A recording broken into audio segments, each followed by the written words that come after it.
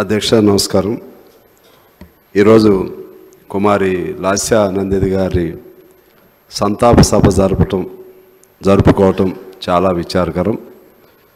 లాస్య నందితి గారి తండ్రి సాయన్న గారు మృదు స్వభావి, మంచి పేరు కలిగినటువంటి ఆ ప్రాంతమే కాకుండా ఎక్కువ మందికి తెలిసినటువంటి వ్యక్తి.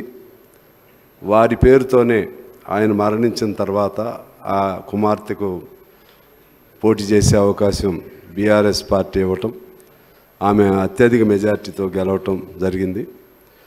ఆ ప్రజలకు సేవ చేసే అవకాశం లేకుండానే, ఆమెకి ఇంకా వివాహం కూడా కాకుండానే అతి తక్కువ వయసులో ఈ రోడ్డు ప్రమాదంలో మరణించడం చాలా విచారకరం. ఈ సందర్భంగా నేను ఒక అంశం మీ దృష్టికి తీసుకురావాలనుకుంటున్నాను.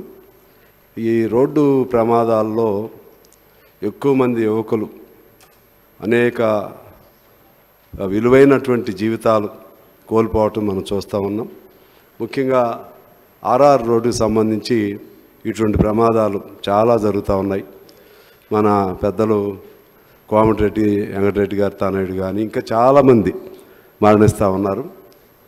మన ప్రభుత్వం అలాగే గౌరవ ముఖ్యమంత్రి గారు దానికి సంబంధించి కొన్ని నియమ నిబంధనలు, కొన్ని ఆ రోడ్డు ప్రమాదాలని సాధ్యమైన మేరకు నివారించడానికి అవసరమైనటువంటి చర్యలు కూడా తీసుకుంటే బాగుంటుందని ఈ సందర్భంగా మీ దృష్టికి తీసుకొస్తూ, లాస్య నందితి గారి కుటుంబానికి అలాగే వారి పార్టీ బీఆర్ఎస్ కూడా నేను సానుభూతిని తెలియజేస్తూ నమస్కారాలతో సెలవు.